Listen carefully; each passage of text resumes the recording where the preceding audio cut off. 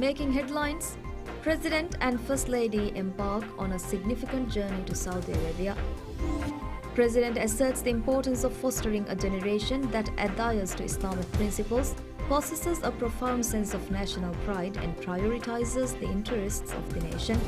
And Indian troops previously stationed across 3 platforms in the Maldives has redeployed back to India.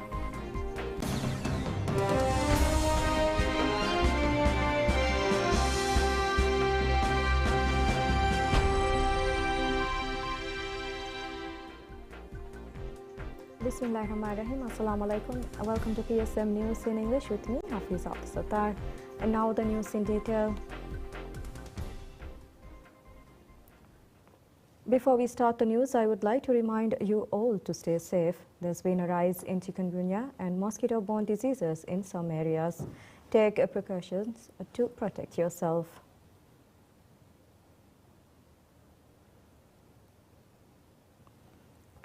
President Dr. Mohammad Muiz and First Lady Sajida Mohammed embarks on a journey to Saudi Arabia.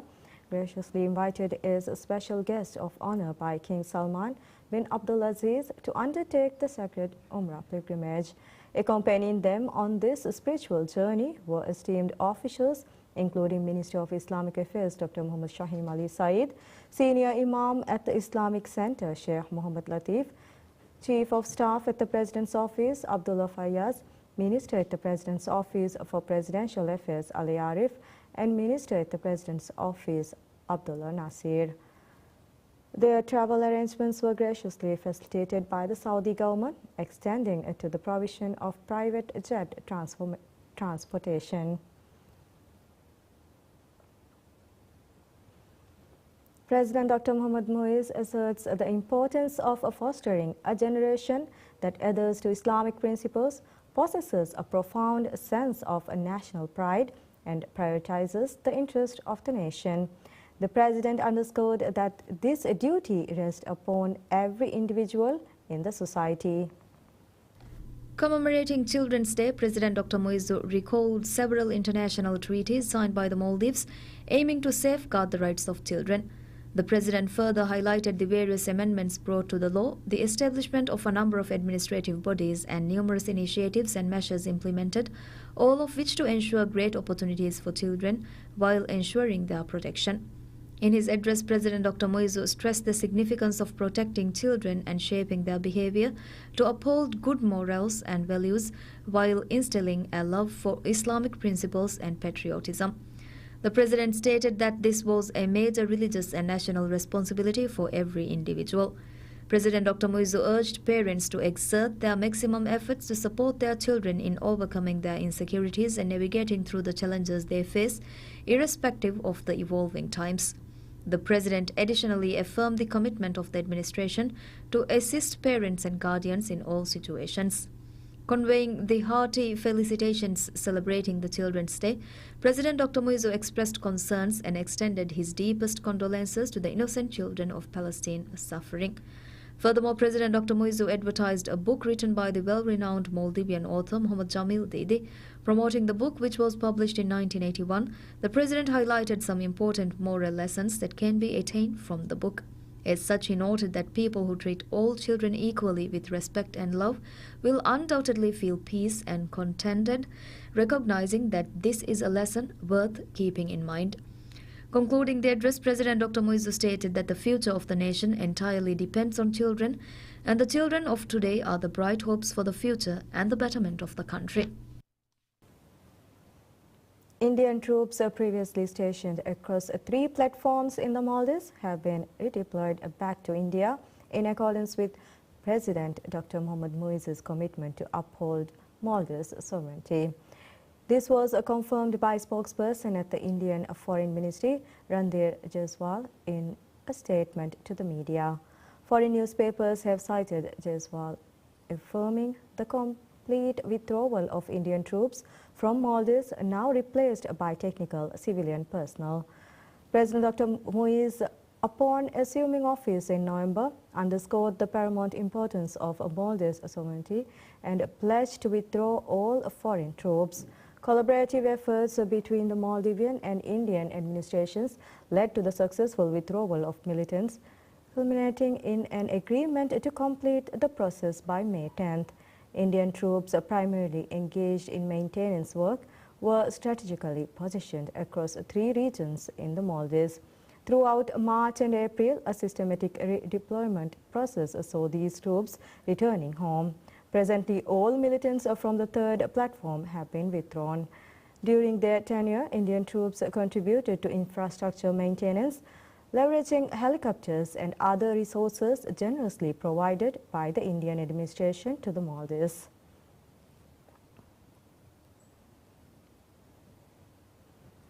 Minister of Cities, Local Government and Public Works Adam Sharif Umar has underscored the crucial role of educational progressions of the youth for the sustainable development of any island.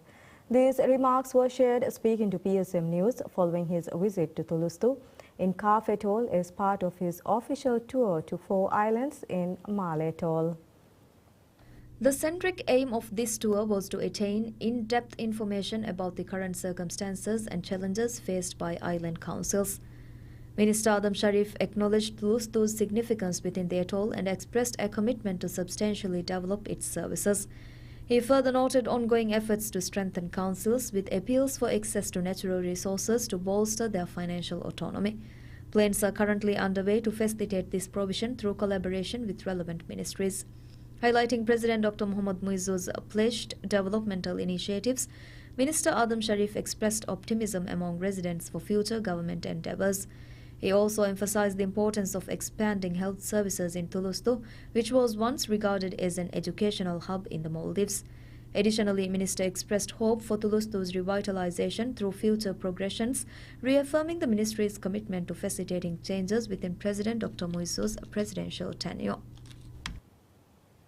Ministry of Climate Change, Environment and Energy has signed an agreement with JV Wisdom and EGO with the goal of procuring the first 3 megawatt systems to be installed under the Mage solar project. The agreement was signed by Minister Tariq Ibrahim and Wang Tao. The installation of the systems under the project is also a part of the ministry's policy to increase the utilization of clean energy with the assistance of Asian Development Bank (ADB). This project aligns with President Dr. Mohammad Muizzu's unwavering commitment to transition from conventional to renewable energy sources such that the required electricity generated from renewable sources is 33% by the end of this tenure. Aiming to achieve this overarching goal, Mage Solar Project was launched. This project intends to ensure the provision of electricity from renewable sources, reducing the electricity bills of households and encouraging individuals to utilize renewable resources, thereby benefiting the society and the economy as a whole. Under the project, plans have been made to install 10 megawatt solar power systems in several islands of the nation. The agreement signed encompasses the purchase of 375 3-kilowatt systems and 375 5-kilowatt systems. The installations of these systems will ensure electricity provision to 750 households. Currently, the 65-kilowatt solar power systems installed with the nation generates only 5% of the required electricity. The Child Rights Protection Act implemented in the Maldives since 2020 ensure that all children are provided with the required care and protection. Although the Maldives ensures the protection of children and their rights, there are several children deprived of their basic rights all over the world. Although the Maldives ensures the protection of their children and their rights, there are several children deprived of their basic rights all over the world. The innocent children of Palestine who are enduring the ongoing genocide Syria is an illustration of children who have been deprived of their rights. Since October 7th, several Palestinian children have lost their lives following the inhuman, aggressive attacks of Israel on the people of Gaza. While the list of martyrdoms continue to increase exponentially, this includes over 25,000 women and innocent children. These staggering figures indicate the children of Gaza are deprived of the right to live. Additionally, various other basic rights of children have also been withheld from the Palestinian children, including the right to food, the right to a clean and safe environment, and the right to education as well.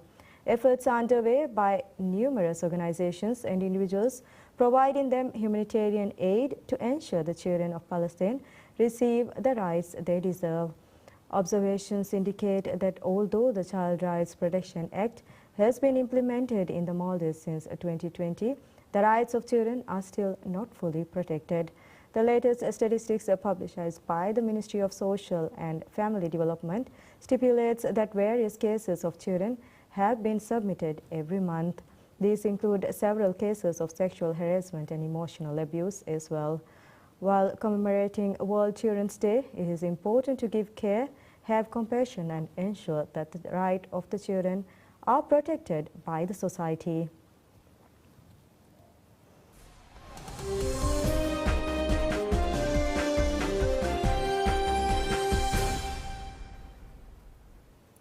Business Center Corporation BCC facilitates the sale of Maldivian local products in Washington, D.C., USA through Authentic Maldives. 6 products from Authentic Maldives are now displayed at the World Bank headquarters, marking a significant milestone for Maldivian creativity and skills on a global platform. BCC notably emphasized the importance of this initiative in showcasing Maldivian products to new markets worldwide, thereby enhancing their popularity and solidifying their position in the global market. Moreover, Managing Director of BCC, Ibrahim Siao, expressed pride in facilitating opportunities for Maldivian creators, highlighting ongoing efforts to expand the reach of Maldivian products to other countries in the region. Furthermore, BCC disclosed that the opportunity to showcase products in Washington, D.C. was exclusively offered to Maldivian female entrepreneurs, recognizing the importance of promoting their products on the global stage. Currently, Authentic Maldives products are also available at 2 airports in Japan, Kansai and Narita International Airport. In addition to outlets in Male, Crossroads Maldives, Velana International Airport and Gan International Airport, BCC is working to expand Authentic Maldives by opening new outlets. Plans are currently in motion to establish an outlet in Toddu in Alif Alif Atoll. These outlets collectively offer over 5,000 local products from more than 300 local producers.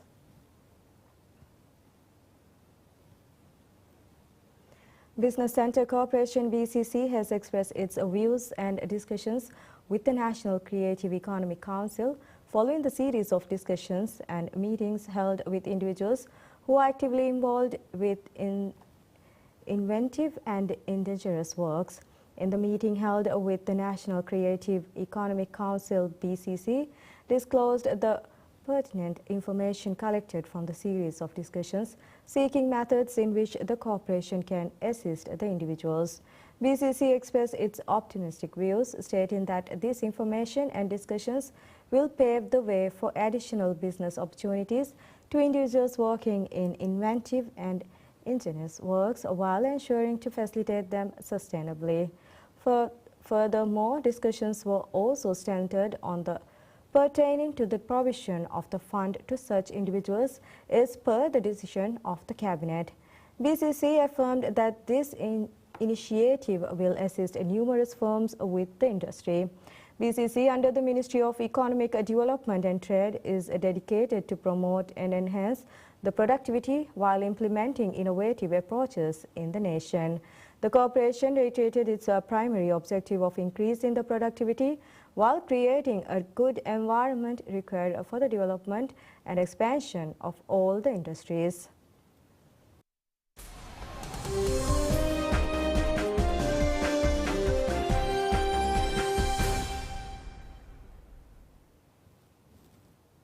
Floods are a perennial problem for the northeastern Indian state of Assam.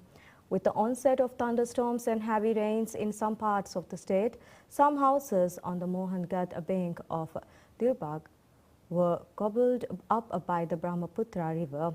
Subina Roy reports on why Dibrugarh faces the twin threats of floods and erosion. of Dibrugarh in the Indian border state of Assam are again overwhelmed with fear as recent heavy rains and massive erosion in Brahmaputra gobbled up few houses in the Mohanaghat area of Dibrugarh. An interplay of many factors has contributed to flooding in the district. Dibrugarh is a mix of floodplains, lakes, swamps, sandbars and highlands. The location of the district is such that it remains exposed to mainstream flooding from the Brahmaputra river, tributary flooding from both Maijan Bill, a lake located north of the city, and the Buridihing Mukh river to the south of the city, and local flooding from heavy rains. Since 1956, several preventive measures have been implemented in Dibrugarh city and the district, including the construction of land dikes, stone and timber spars. A 10-kilometer-long dike from Maijan Mothola to Mohanaghat and Bogibil, and a 22-kilometer-long drain crisscrossing the city.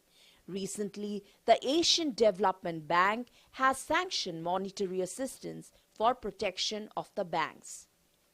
Actually, it has provided a loan of 700 plus crores so that we can protect the entire reach from Nagaghuli to Aithan. So this reach includes like this part also Mohanaghat area, Aithan area, in the between the Amoraguri area, and also the Nagaghuli area, which is the upstream of this Dibrugarh town. So if we are able to secure these areas, then I think Dibrugarh town is safe and secure. The flood season has just started and the future of the residents staying near the banks of the Brahmaputra remain in danger as they have to grapple with the erosion and mainstream flooding of the mighty river. The South Indian state of Andhra Pradesh will hold a polling for 25 parliamentary seats and 175 seats in the state legislature on 13th May. The state of Andhra Pradesh goes to the polls in a single phase to elect 25 members to the Lok Sabha and 175 members to the Legislative Assembly. 2019 had seen the incumbent YSRCP sweep the polls, winning 22 of the Lok Sabha seats and 151 of the Assembly seats. Chief Minister Jagan Mohan Reddy now faces the combined strength of the Telugu Desam Party, the Bharatiya Janata Party and the Jan Sena Party.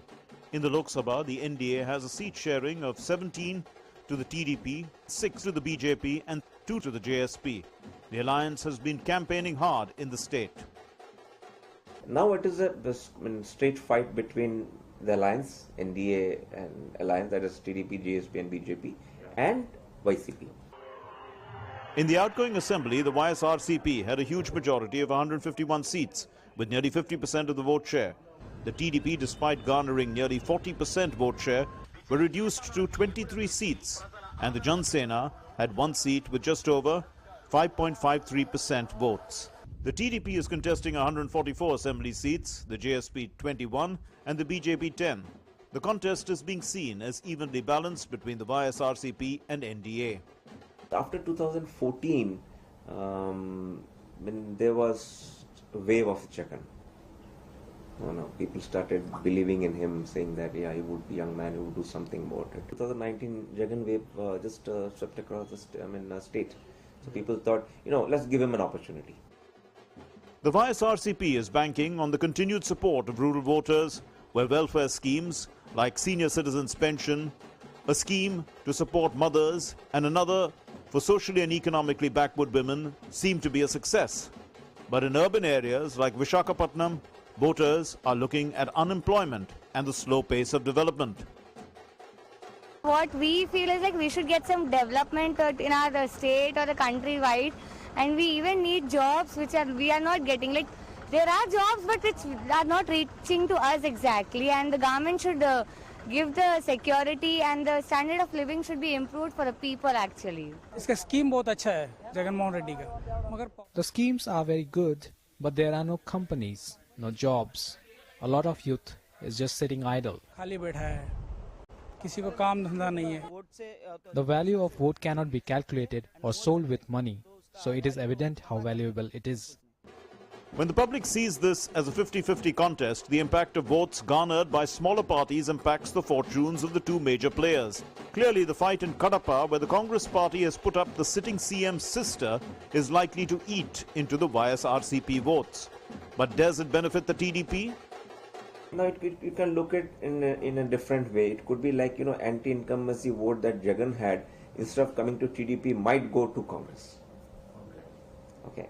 What was presumably earlier thought of that would come to this alliance, might move to Congress now.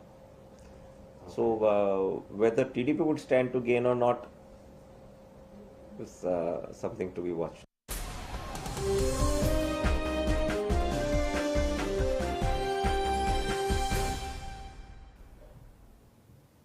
In a thrilling semi-final showdown, Real Madrid orchestrated a remarkable comeback against Bayern Munich, securing a 2-1 victory and sealing their spot in the Champions League final.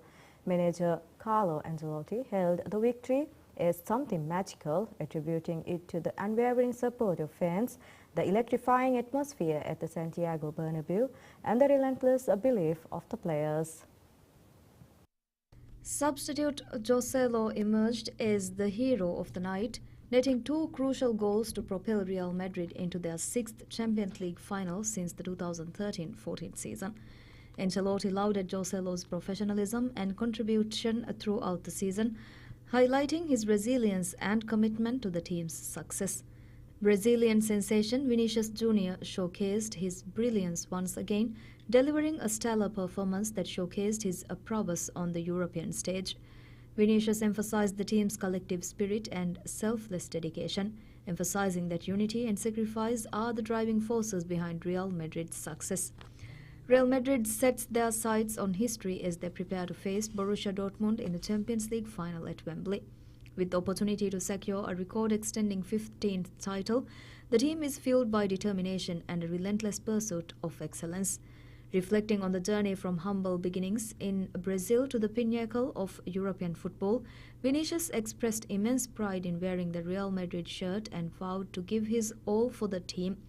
With dreams fulfilled and ambitions soaring, Vinicius epitomizes the spirit of perseverance and triumph against all odds. Real Madrid, already crowned La Liga champions, will clash with Borussia Dortmund in the highly anticipated Champions League final on June 1st. As the countdown begins, anticipation mounts for what promises to be a historic battle on the grand stage of Wembley.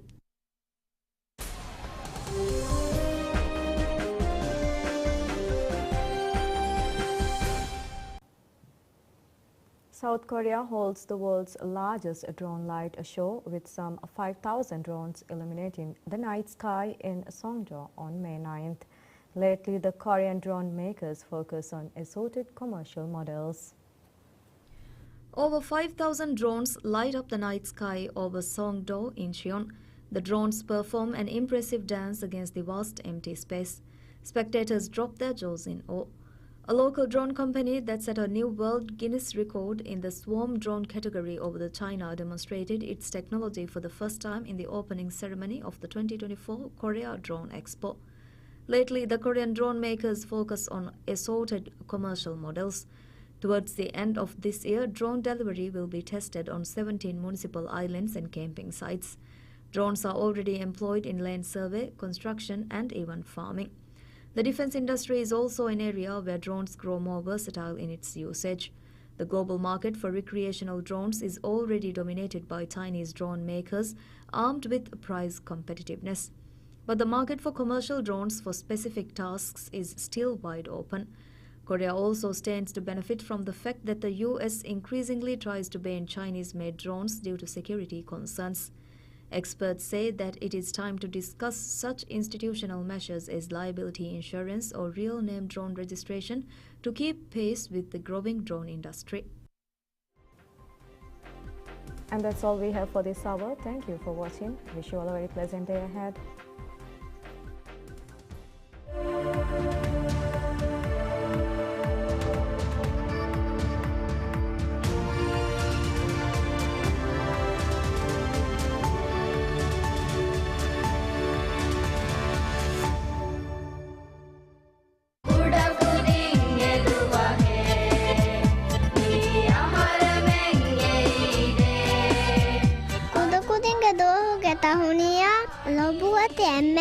Kuda-kudinna, TV-ge beluntarinna, aliskuna.